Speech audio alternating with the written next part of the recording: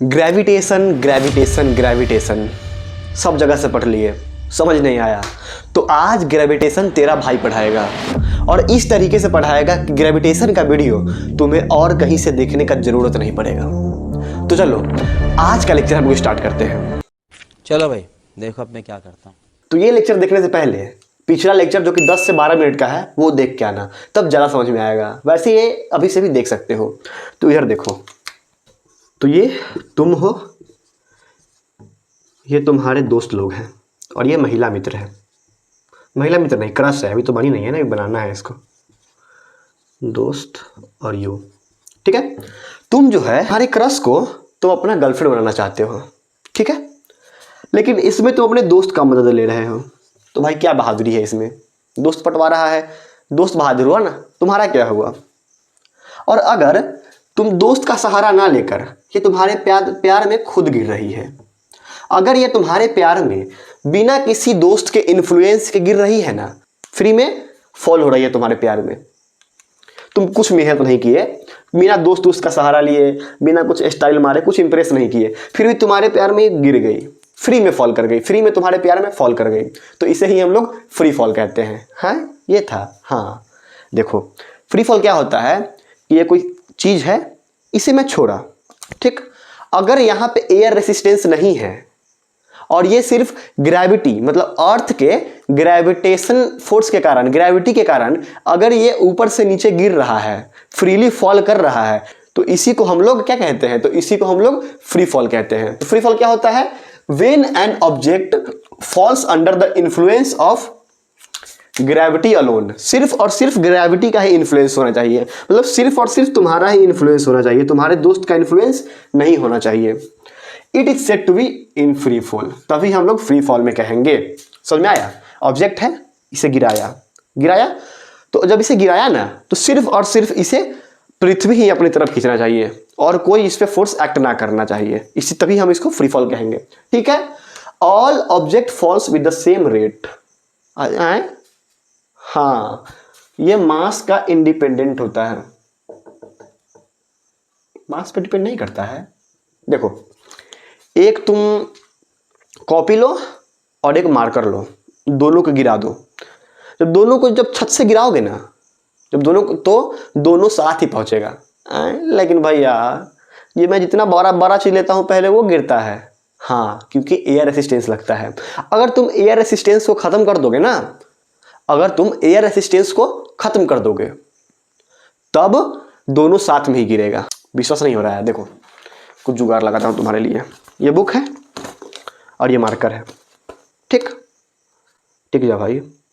अब देखो, जब मैं इसे गिराऊंगा तो बुक जो है इसका एयर रेसिस्टेंस खत्म कर देगा, तो दोनों साथ में नीचे गिरना चाहिए कि नहीं गिरना चाहिए, गिरना चाहिए। देखो अब क्या होगा,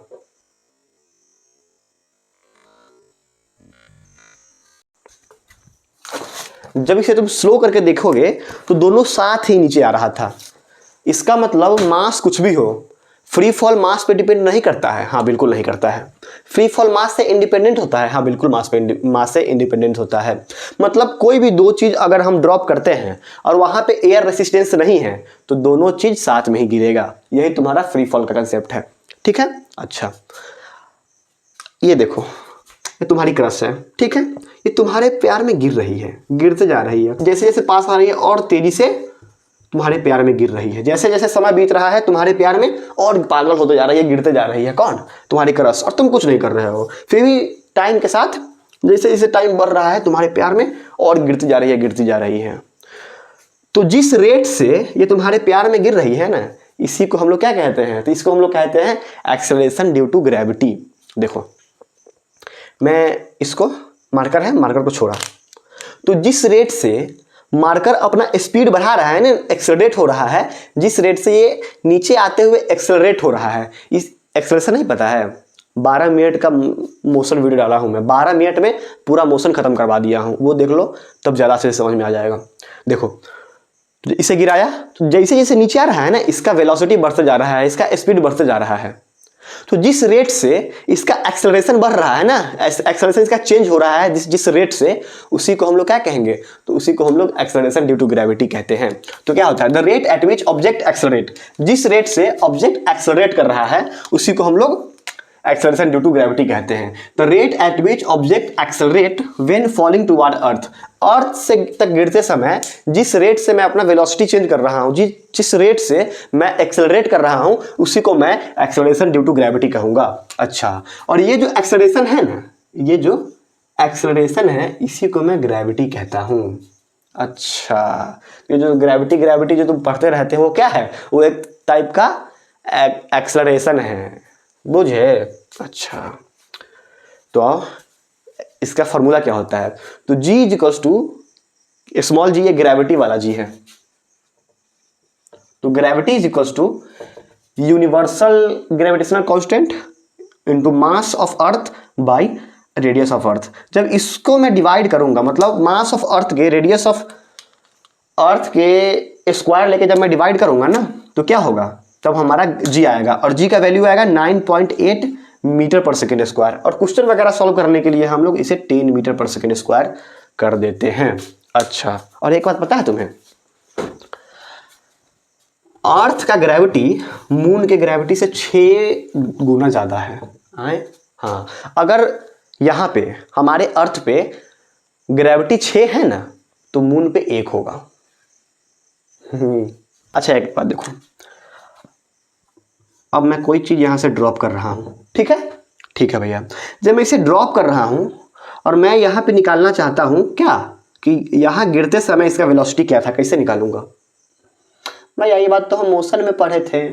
हाँ, तो मोशन में तुम एक्सेलरेशन क्या रख रहे थे, v is equals to you plus A T, S is equals to U T plus में half A T square, V square is equals to you square plus 2as रख रहे थे ना। हाँ भैया, रख रहा था। तो भाई यहाँ कुछ नहीं करना है, वहाँ पे a रख रहे थे और यहाँ पे एक्सेलरेशन क्या हो रहा है, g, तो यहाँ पे क्या कर दोगे, v is equals to you plus g t, S is equals to U T plus में हाफ जी टी स्क्वायर, और v square is equals to you square plus 2gs। अच्छा, मतलब वहाँ पे a रख रहे थे हम लोग और यहाँ पे g रखेंगे। हाँ, इसका क्वेश्चन करना है तो मोशन वाले चैप्टर में इसका क्वेश्चन मैं करवा चुका हूँ, वहाँ से कर लेना। और इसे डिटेल से पढ़ना है तो 12 मिनट का मैं एक मोशन का लेक्चर डाला हूँ, वो कर लेना, बहुत ही फायदा करेगा। तो जल्दी से इसे छापो और हम लोग बढ़ेंगे अगले टॉपिक पे। अब चलो, अब मेरे एक सवाल का जवाब दो कि तुम्हारा वेट क्या है। भैया मेरा वेट 40 kg है।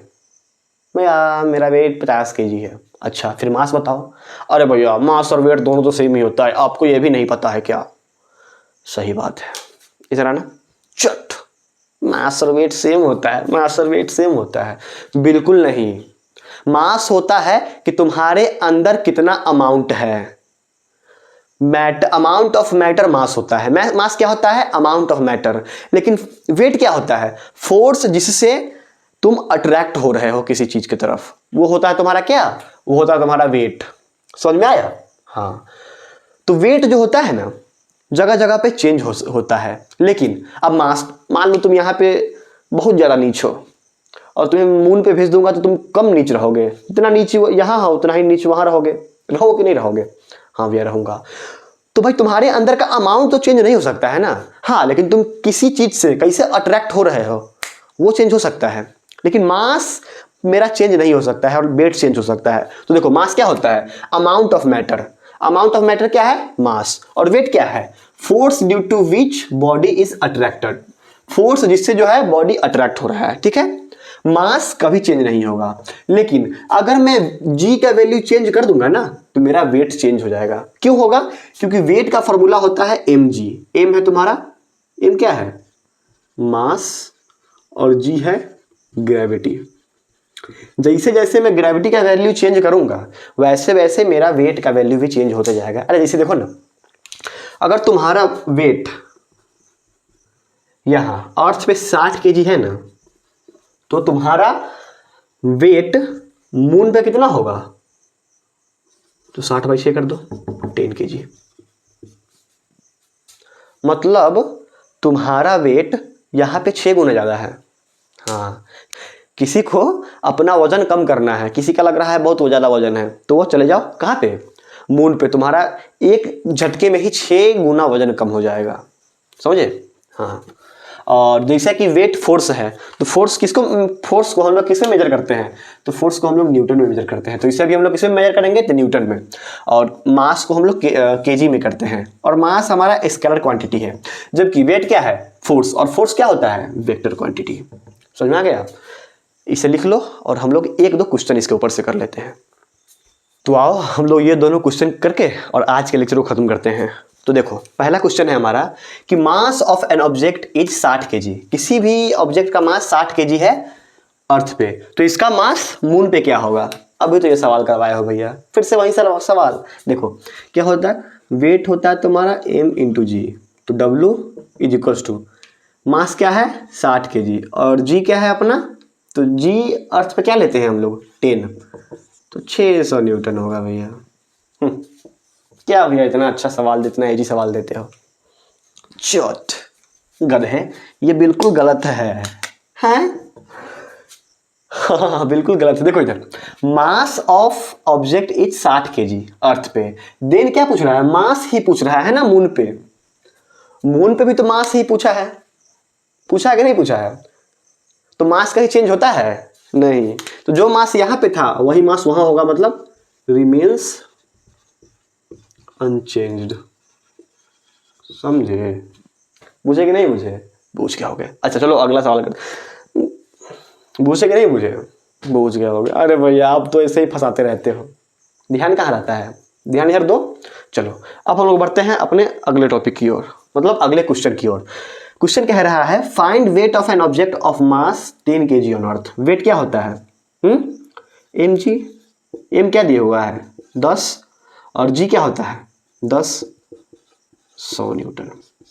अच्छा तो हाँ, तो भाइयों बस आज के लिए इतना ही। हम लोग मिलते हैं अब अगले लेक्चर में। तो आज कमेंट करके बता देना कि लेक्चर तुम्हें कैसा लगा हो, और कोई डाउट हो या फिर कोई क्वेश्चन पूछना हो तो जल्दी से कमेंट सेक्शन खुला है, जल्दी से कमेंट कर दो। बाय।